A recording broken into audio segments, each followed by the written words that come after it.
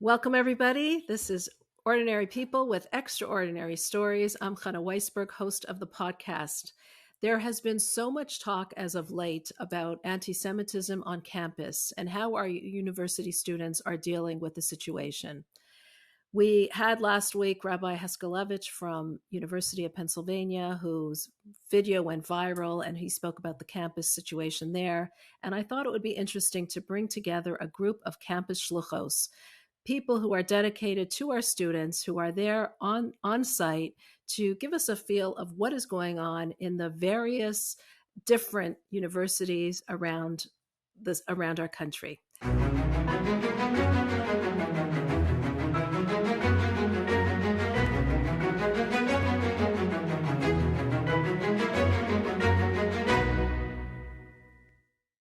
So join me, please, in welcoming our wonderful three guests today.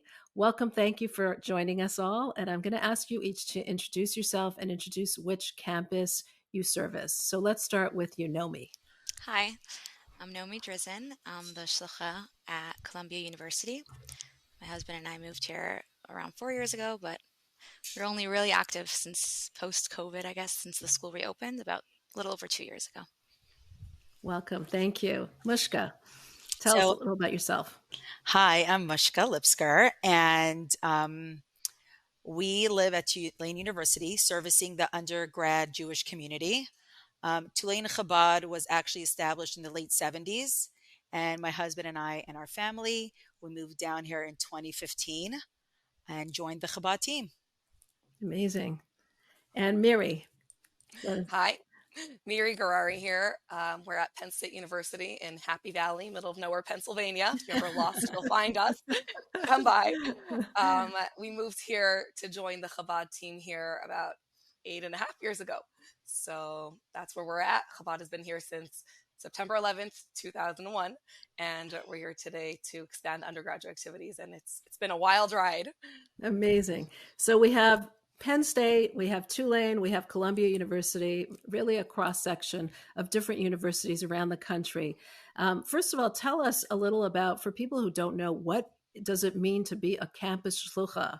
What does it mean to be an emissary of Chabad working on the campus, on university campuses? What is it that you do? What are the services that you provide? We could start with Nomi. Okay.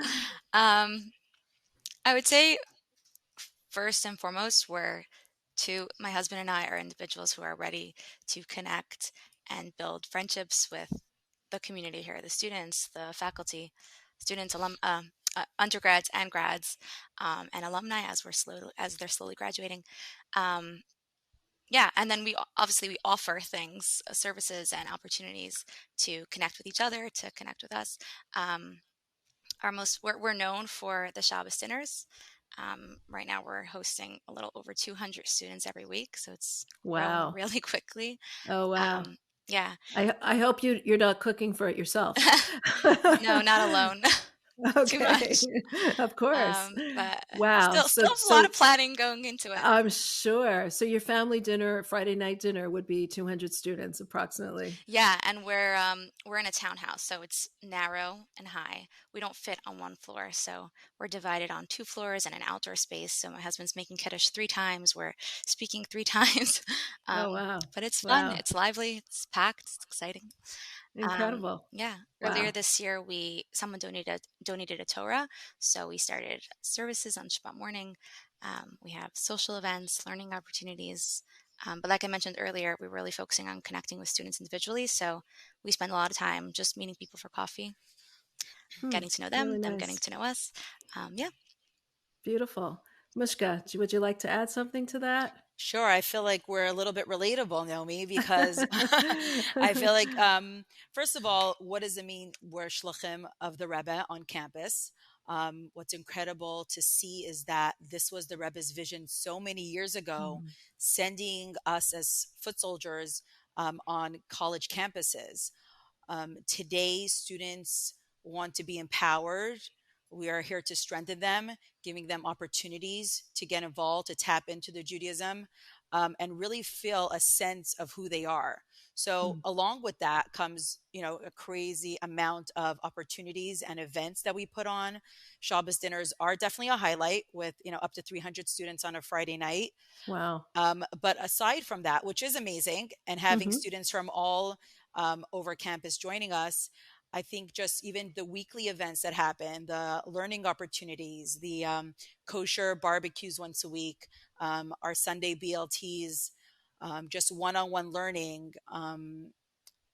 I just came off a lunch and learn right now. So that's, just having little events, big events during the week throughout the semester is really here to empower our students, give them an understanding and a love for who they are, and Wow. giving them a Incredible. sense of their Judaism. So you're saying, aside from all the courses that they're taking at the university, they're doing extra learning in your Chabad camp, in your Chabad house, you're Yes. providing those services. So you're Yes. providing the social services of get-togethers as well as educational services to learn more about their Judaism. So every event that happens at Chabad is always based around something that's connected to Judaism. And with that, it turns into a social event. It's always a scene at Chabad. Everybody comes out. It's where all the cool kids come. And, everybody connects in a different way. Different Sure. students have different things that they want to connect with, what they find relatable to them.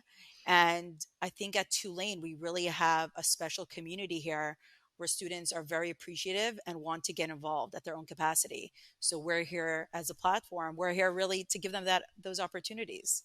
Beautiful. Miri, would you like to add something to that? I won't echo what they said, but I'll just add, I guess the word we hear over and over again from our students. I literally overheard a few months ago, freshmen coming to upperclassmen, like, tell me, what's Chabad? She goes, Chabad is family. I can go in their house. I don't have to knock. And I just open the fridge and there's food. Wow. So she pretty much nailed it in one sentence. I'm kidding. And but we all know. Does that mean that that it's your personal home that's always open to students to come all the time? It was until a year ago, when my kids basically had no playroom. So we moved our family out of Chabad, which has been phenomenal. Now that this is really, just a hub for students. We're here all day, all hours of the day. I got home yesterday, 12 a.m. But it really is family. That means that if a student's, in the hospital, God forbid, we're there with them around the clock. If a student needs something, besides for all the programs and Shabbat and everything going on, I think the most precious aspect of Chabad to our students is that familial aspect. That it's not like some huge, very professional organization. No, it's like us. It's like our family, and they feel it and they care about it and they make it theirs. And that's something unique and special that I love about, all the campus shluchim houses. That's really beautiful, because it's not, you're giving that feel here, like each one of you in your own way. It's such a personal connection that you have with the students that forges this family, and you feel it. You feel it in the air. So I do tell them, though, wherever you'll go, you'll always have the pasta. For all you students who might be watching, you know what I'm talking about. The sesame noodles or the pesto pasta, one of them. To me, for sure. And don't forget the desserts, right? Yes. There's always Chabad brownies wherever you go. Okay. So this is a great resource for students to have this ability to connect with a rabbi, a rebbitzin on campus, and really feel a part of a family, a greater family. All the more so, I think, as of late in the last month, since October 7th, there's been this there's been so much threats on campus that we're hearing about. There have been so many anti-Semitic episodes on campus. Can you tell us, first of all, about what's the ratio of students in your campus? And then we'll get into what has been the feeling or the climate at your university. So let's start with Naomi. So I'm not 100% sure on the ratio, but I think I read somewhere Jewish students are between 20 to 25%. So there's a very large Jewish community here between the undergrads and the grad students. So this is Columbia University. Yeah, right? At Columbia. Mm-hmm. Wow, that's a pretty big percentage. So there's a lot of Jews there. Like what amount of Jews are we talking about in terms of numbers? Do you know? I don't know. Are we talking about hundreds, thousands? Thousands, in the few thousands. Wow. So we're talking about a lot of Jews. Okay, Mushka, what about you? So you're in Tulane Tulane University, where they call it Julane, In because we Tulane? are 42% Jewish. Wow, So, 42% Jewish. That's huge. out Okay. of a population, I think, of 8,000 undergrad, we've got a couple thousand Jewish students here, and it's really incredible. Wow. So we definitely have our work cut out. Right. Wow. Wow. And Mary, what about you? We have a population of 45,000 students, and they say it's 8 to 10%, but I really think it's like 6 to 8%, Oh, wow. which Really? leaves us about 25 to 3,000 Jews. Uh-huh. Yeah, a large percentage, and definitely across the board, from all different, communities and style homes. Right. Yeah. Right. Okay. So there's a number of Jewish students in all your campuses, whether it's a few thousand, several thousand, several hundred. There's a lot of Jews that we're talking about. What has been the climate? What has the climate been like? Have you felt that there was fear in the air? Did you feel threatened? Did you feel anti-Semitic incidents? And I want to start with you, Mushka, because Tulane has been so much in the news. Yes, so we did make it to a lot of social reels and social media. There was an incident on campus, but I think Do you want to um, tell us a little about the incident? What happened? so there was just a violent incident that happened with protesters and our students. Tulane, I think, handled it, but I think more importantly for our students is more about empowering them to be proud of who they are. October 7th happened over our fall break. So when all the students came back, they were really scared, felt really alone, really isolated, didn't really know how to process or go about their day. And um, Tulane Chabad has been on overdrive, since over the past month. We've been so busy with events. So many students have reached out. We are putting so many mezuzahs up on their door and really displaying their Jewish pride. We have a table on campus. Usually we set up every Friday. This month we've been out every day. Students coming by, wrapping to fill in. Students who we never even thought, were interested, and they just show up. They call us. How do we get involved? Friday afternoon, girls coming by, giving out hundreds of packages of Shabbos candle kits. Even just texting me, Mushka, how do I get candles? I want to light in my room and I want to light with my friends. And I'm like, Wow. amazing, come by. I have a whole bunch, just ordering more mezuzahs. We didn't have enough. We had to make another order, and um, just getting more Shabbos candle kits. Students have really been coming together, creating events, marches, coming together for prayer. We've had students come out in large numbers to write letters of encouragement for the IDF soldiers. Girls put together a challah bake to raise money for Israel organizations on campus in Israel. So the sentiment is that we're Jewish, we're proud, and we're not going to be intimidated by this violence and this hate that's around us. And us, Chabad Tulane is here, helping them and being that voice and empowering them and giving them the strength to continue doing all these opportunities and all these events. Wow, incredible. So are you saying that there's more, the student body is more receptive to all the activities? 100%. Interesting. 100%. I feel like there's been this incredible awakening of Jewish spirit at Tulane. Mm-hmm. A student shared with me yesterday. She said, I never really understood what it means to be Jewish. Now I get it. Wow. Wow. And So what did she mean by that? What does she get? Like, what she does she think? understands that, you could be Jewish, okay, I'm Jewish. What does it really mean in my day-to-day life? I'm not doing Mm-hmm. anything. But Mm-hmm. now I get it, because now I'm part of something bigger than just that. Now I'm part of a Interesting. community, and now I need to stand loud and proud and not just be passive about it. What can I do to get involved? I want a mezuzah up on my door. I want to show that I'm proud to be Jewish. So we're Wow. seeing a lot of that on campus, Mm-hmm. and it's amazing. It's actually incredible. Like I That's said, really, this was the Rebbe's vision, and it's being amplified. It's incredible to us. I think this is such an important part to be hearing, because the rest of us are hearing all about the students being so scared and the students being cowering and intimidated. And here your message is more, well, yeah, this is going on, but the students are feeling empowered and emboldened and want even more to be a participant in this. So So that's I really can nice to say hear. that I definitely think there is fear. There's Of definitely course. fear, and the security's amped up here. There definitely Hmm. is fear, but that doesn't take away from them Hmm. feeling proud and displaying their Jewish identity. Right. Incredible. So you'll have students walk around with a kippah, and they've never done it before. Um, Right. and I think that's part of it, really just showing that they're proud of who they are and really wanting to connect. Right. Wow. Nomi, what about Columbia University? What's going on there? What's the feeling, the mood, the atmosphere like? Um, it's horrible. Horrible, It's really. awful. There's a lot of tension. The Jewish community is feeling, well, many people are feeling unsafe. Mm, Everyone's feeling uncomfortable, unsettled, disheartened.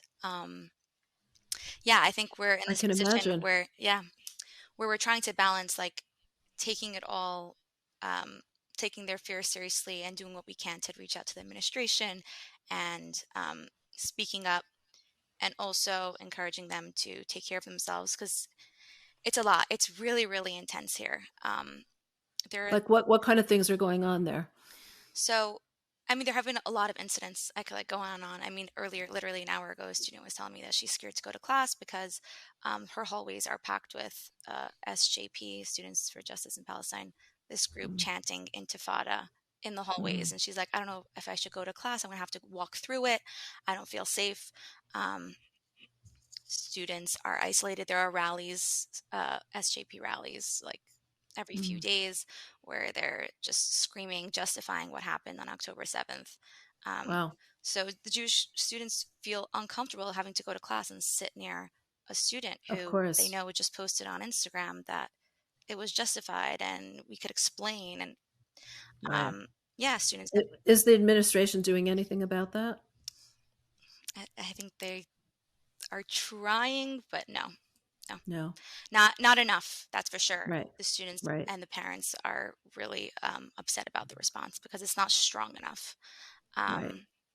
Yeah, I mean, they wanted to bring a speaker last week, the SJP, who's like a well-known anti-Semite. Um, it got canceled in the end, but it's yeah, it's been really bad. Many students have shared with us that they've lost close friends over the past few Mm, weeks who they thought cared about them and would support them when something like this happens. And mm-hmm. not only did they not show up, they were, well, you responded with like, well, it's complicated. I don't know. And Mm-hmm. like, and this is right after October 7th, not even like now when Israel Right. retaliated. It was, yeah. So that was really sad. I think students who weren't as involved in the Jewish community before, or didn't have as many Jewish friends are especially struggling because Mm, they don't, nobody around them understands how they're feeling. Um, for sure. there was a letter And signed, sorry. and how does that affect you with what you're doing there? How does it Um, affect your Chabad activities? So definitely, like Mishka was saying, there have been more people coming to Chabad Interesting. looking for a space where they're understood and they feel um, uh, safe and connected. Yeah, for sure. Our Shabbats have grown to like 250. Um, Wow. yeah, we've been putting an effort to inviting faculty as well because Mhm. there was a letter signed by a lot of faculty members, also like justifying what happened on October 7th. So students are literally scared to go to class From and all sit in, sides, sure. yeah, and sitting in these Amazing. professors' lectures. Wow. So we've been inviting Jewish professors to come, and I don't know if you've seen the video. Shai Davidai, he's a professor at the business school here. It went viral. And he came over to share some words the a Shabbos or two after October 7th. Um, we're planning a fundraiser for Magen David Adom. We're hoping to raise enough funds for an ambulance to Hmm. send and kind of market the Columbia Jewish Community Ambulance. So we're having this event to mark a dinner basically, to raise the funds, and we're inviting alumni, students, faculty, parents. So it's twofold. There's the fundraising for the ambulance, but also getting the community together, the students remember they're not alone. There are people who are here to support them, and do everything we can to get through this. And yeah, like Mishka was saying, I mean, we've been on campus. A few students committed to putting on tefillin every day. So someone sponsored their tefillin. Many students have put on mezuzahs. We have students who are scared of showing their Magen David necklace, and then we have students who are buying Magen David necklaces or putting on their yarmulkes. Wow. It's a balance. It's hard, and we're trying to encourage students to do whatever they feel comfortable and safe doing right now. If students want to rally, we're supporting them. If students want to fundraise quietly for the IDF, we're supporting them. We're here to do whatever. You're just there for them, right? To help them. Wow, yeah. Incredible. Miri, what about you? What's going on in Penn State? Penn State. Oh, I mean, there's one image that sticks out in my head. Well, first of all, I guess to sum it up, Penn State in general, we're fighting more ignorance than actual anti-Semitism in a population of 45,000. When our SJP's big rally that everyone was petrified about, it got texts all day from moms like, is this okay? What's going on? And we knew that there was going to be a security event. We were in touch with the police force. 100 people showed up to their rally. Oh, wow. So really while it was jarring for like the student that drove by, like I had a student who didn't go to classes for 2 days. She was so shooken up by like people calling for her death, or, like that's how she saw it. It was very jarring to her, but at the same time, I don't want to say it's a joke, but like it's not. The numbers aren't as big as in other places. Exactly. We wish our administration would be more vocal and stronger. But going back to that like little rally, we had so after October 7th, obviously, the students were in immense shock and grief.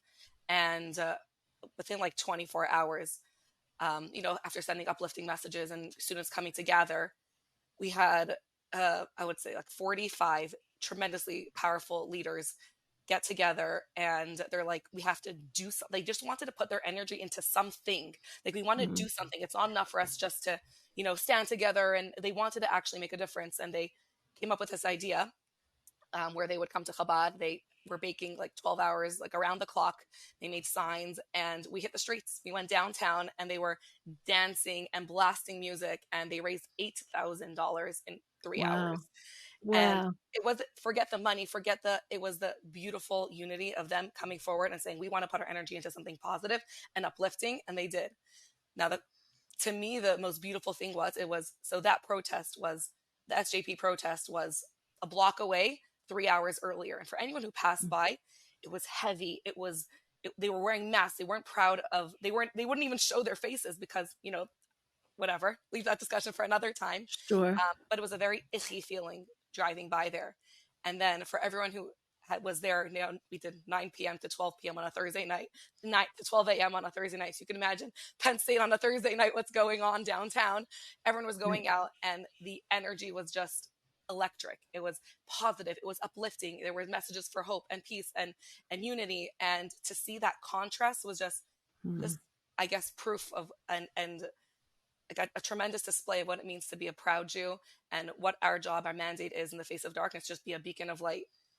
At the same time, as individuals, our students, I think the biggest struggle, I had a girl here last night telling me one of her childhood best friends, you don't even choose them. You're just best friends because you're best friends for your whole life.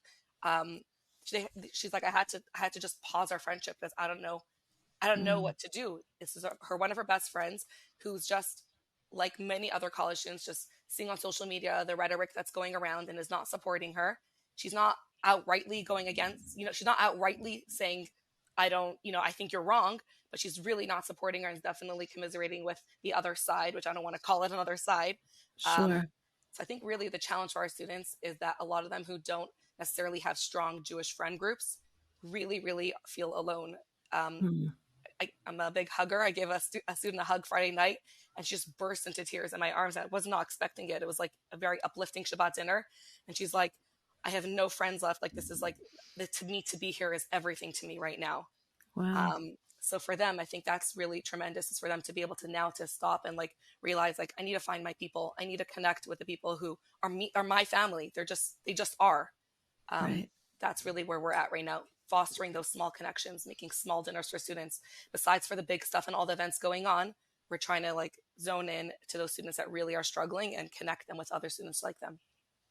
Wow, incredible. I mean, I guess everyone's feeling so fragile and so vulnerable that the connection with others is so important. What about like, I'm just wondering about parents. Are you in touch, are any of you in touch with parents of your student body? What are they feeling? I mean, when you hear some of these things from afar, it seems sometimes even worse than when you're in it. And I'm 100%. wondering, like, what's going on? And any of you, if any of you So are a I can, part of that. sure. So actually before the rally that was planned 2 weeks ago, parents, there was like a little social media post here and there, and parents were freaking out. They're like, well, what is Mhm. happening at Tulane? Tulane is very Jewish. We're very safe. It's a very safe school for Jewish kids. We've never had any anti-Semitism, you know, thrown at us. And seeing that is very disheartening to parents. So we were in touch with them, emails back and forth, and really being in touch with administration and with parents, giving them updates on how we are going to be here for them, keeping them safe, and making sure Mhm. that they have a place to come to, a place where they could turn to. Um, Last week, there was another planned rally, and we decided that we're going to create a unity event on campus in a different location so that the students don't have to go see what's going on and they have another place to be at, not to give the other protesters a voice, a platform Mhm. to sit and, instigate us, rile us up. We have a lot of proud Jews at Tulane that come out with their flags and all the Israel paraphernalia. And we want the parents to know that we're here for them. The response has been incredible. There's this Facebook group that I saw you guys joined it as well. It's called Mothers Against Anti-Semitism on Oh, Campus. wow.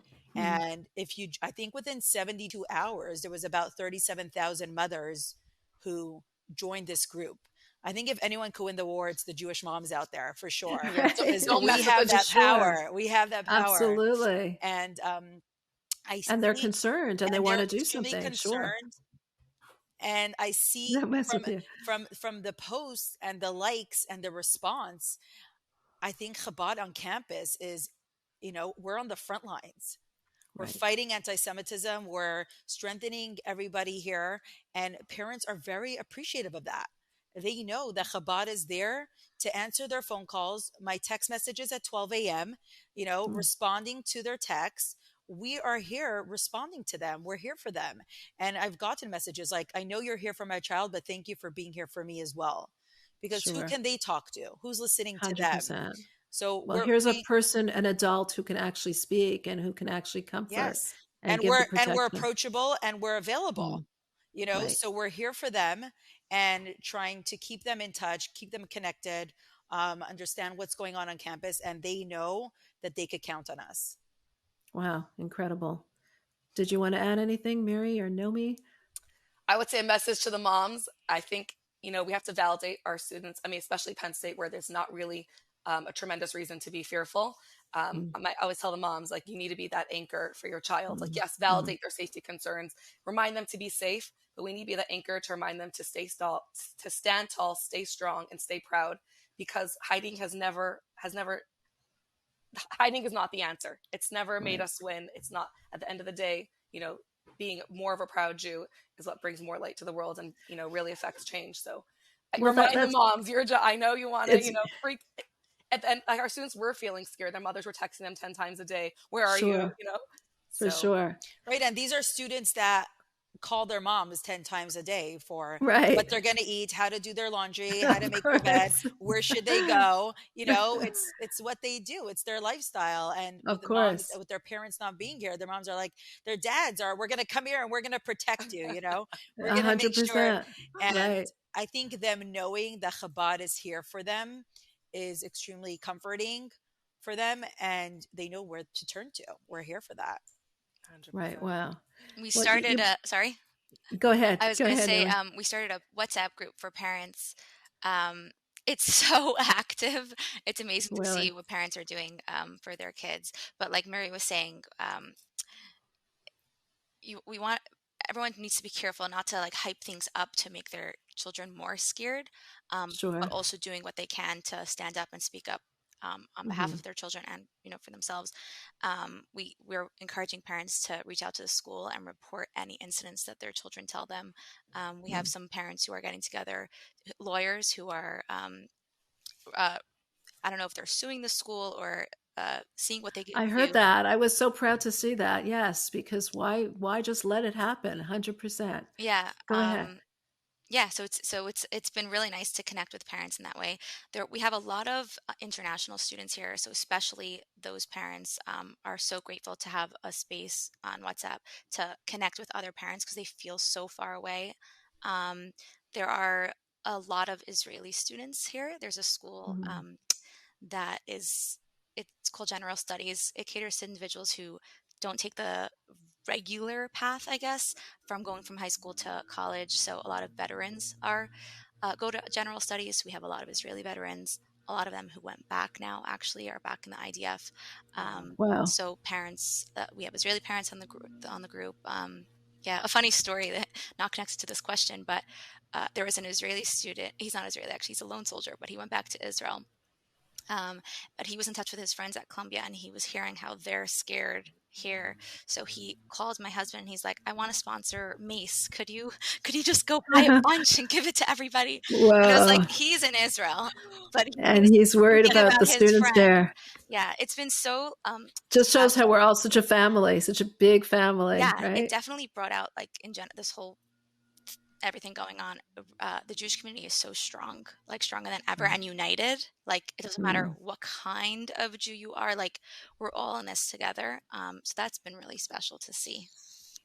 I find it so interesting how you really see the Jewish neshama, the Jewish soul coming out, how students who are afraid are still out there. They're still feeling this connection to their people. But that brings me to the next question, which is what would you say to a student who is afraid to, I mean, Nomi, you mentioned that some students are hiding their mezuzahs or hiding their Jewish Star of David necklaces. What do you say to students that are feeling this fear and just want to kind of disappear and cower? I mean, Mira, you touched a little on it before as well. What do you feel about this? I don't think they're hiding themselves. I think they're doing what makes them feel Hmm. safe, and Safe. I think that's number one. Like you don't have not everybody is like the type to proudly walk around, with a big mug and David or hold an Israeli flag, Sure. and it's okay. Right. Um, we're really focusing on everyone taking care of their mental health because it's been very, very hard. Really hard. Right. Especially the first 2 weeks after, there was like so much shock and just mourning. I mean, we're still mourning, but now, as students are trying to get back into their regular life, but it's hard. What they're seeing on social media, the gaslighting, it's just um, so. Yeah, I don't think anyone is trying to hide. It's more like they want to make sure they're safe, and I think that that's Mm. a good thing. Um, Right. yeah. Sure. Right. Um, I would tell students, this isn't our first rodeo. We've been here before. We know how the mm, story ends. And again, never, ever in our history has hiding our Judaism ever helped. And hmm. usually after like a 10-minute, my couch has been very warm these past few weeks. Not, I lost my voice like nonstop, meeting up with students and giving them that encouragement, that boost. Wow. There was a student who, Interesting.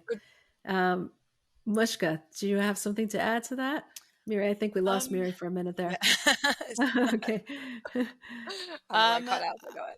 I feel like there's always going to be, students that are scared to come out. I remember the first Shabbat dinner that we had after everyone came back from fall break.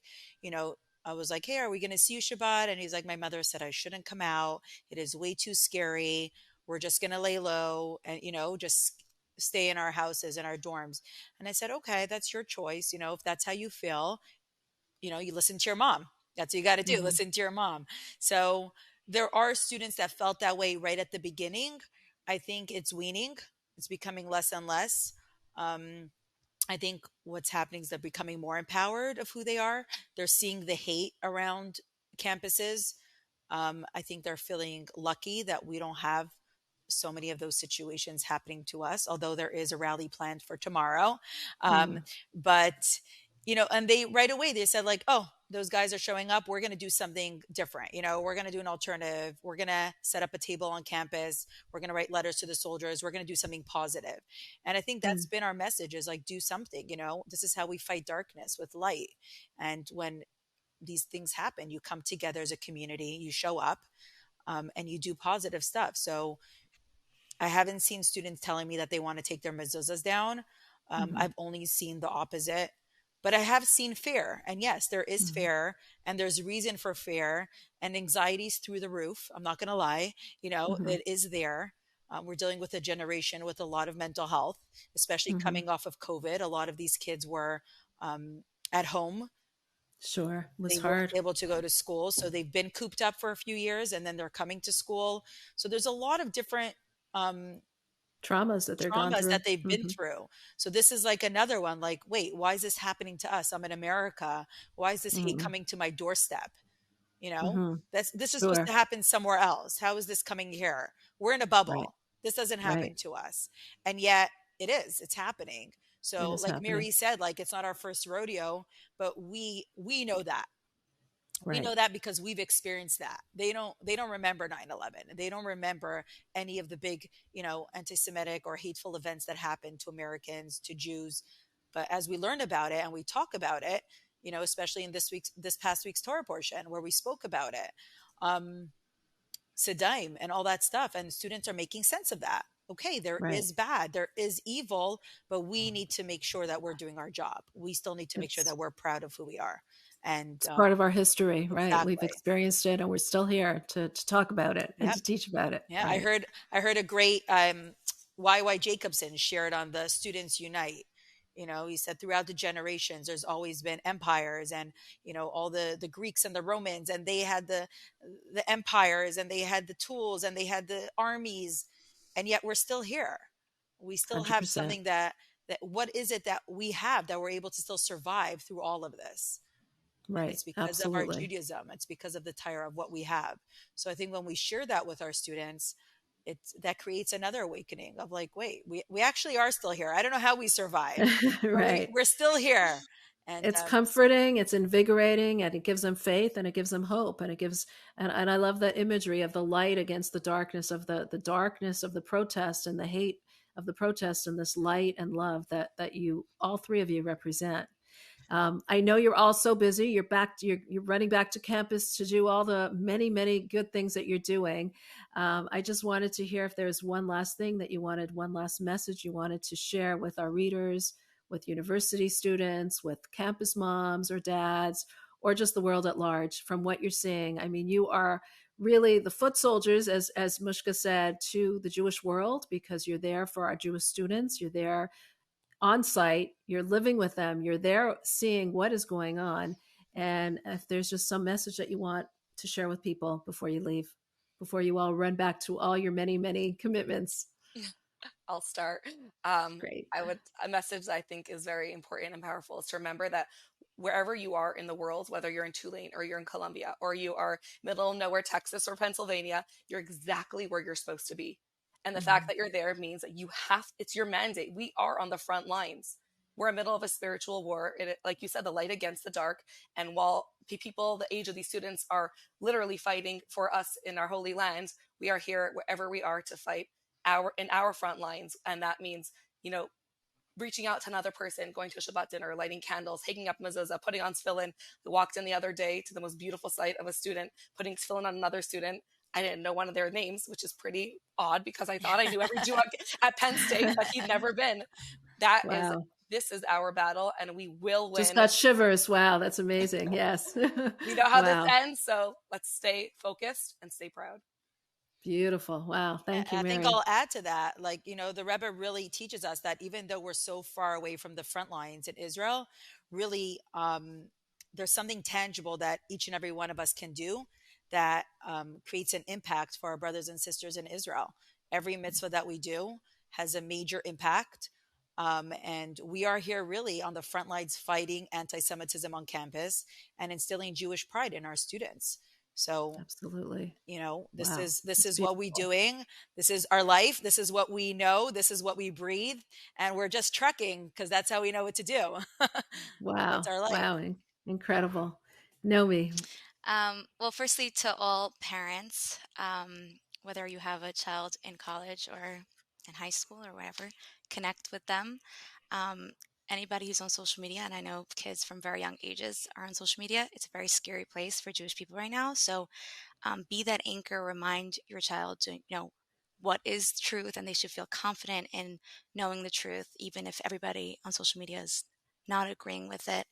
And like Mary and Mushka were saying, there are many ways to respond to and help the Jewish people in Israel and all over the world.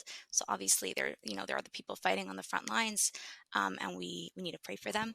And then there is our response, where we could do it wherever we are, whether it's in adding Torah mitzvos, attending rallies, hanging up signs. There's so many ways to respond, and we're each doing our part, and we absolutely will get through this. Amen. Yes. I want to thank all three of you for taking from your very busy schedule. And I just want to share with our readers that it's not, all three of you women have your own families, your own people that you need to take care of, little people that you need to take care of. And yet you are taking care of brothers and sisters of the Jewish people. You're taking care of our students there on campus. And I want to personally thank you. I mean, I feel so comforted just hearing where you are and what you're doing. And I don't have a child in university. I could just imagine the mothers and fathers out there who do have children in university. It's just such a comforting feeling to know that you're there. You're there with our students, you're supporting them, and more so, you're making them proud of who they are, and you're teaching them really who they are. So thank you, all of you, for all that you're doing. And thank you for the amazing work that you're really the light, the beacons of light that you're shining to all our students and for all the Jewish people everywhere. Thank you so much for joining us, and thank you for being a part of us and teaching and sharing with us the wonderful work that you are doing. No, Thank you for joining us. Thank you for having us. I know it was Yeah. a little chaotic getting this together. It's not easy getting three busy shluchos together.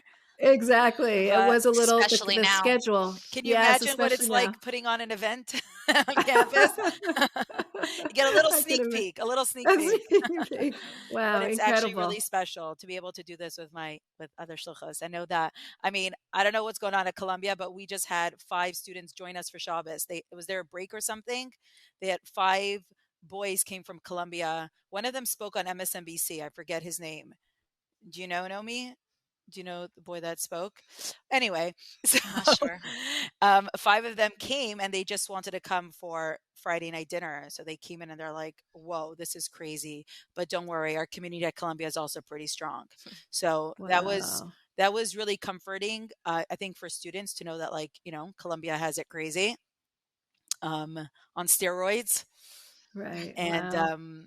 what we have is I hate in think front that's of us, really but seeing that's really cute, though. Like you're saying, you're really showing how it is one big family. Here's students from Columbia Yeah. who know me, who are coming to you, Mushka, because you're in Tulane, and you're all connected and part of the same big family, and they know that.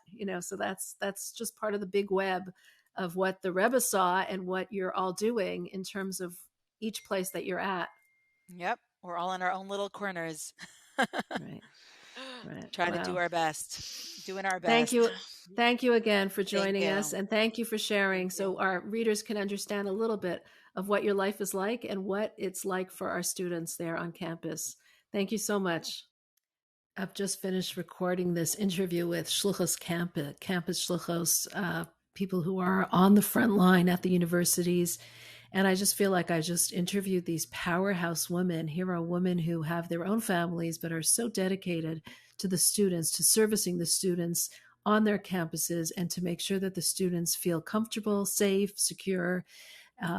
Students are going through a lot nowadays, so much trauma, so many threats, so much fear, and so much vulnerability. And yet these 3 women are there on different campuses and different places. They've given us an overview of what it's like for students and what they're doing so that the students can feel more comfortable at being who they are and unite together, because it's so important that we all unite during this time.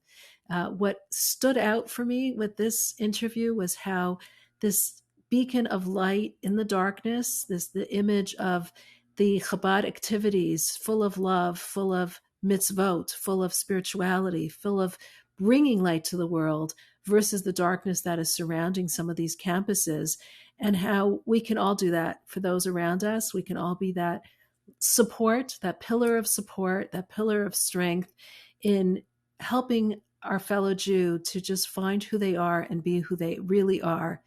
I think these shluchos are actually incredible in the work that they're doing in just really trying to be there for the students at this time, which is so difficult for all of us. If you enjoyed watching this video, please make sure you subscribe so that you get to your mailbox more of our videos. You can find us on Chabad.org/extraordinary. We also love to hear your comments. Please share with us what you're feeling, what your feedback is, what you thought of the interview. And we hope you enjoy and will join us for more.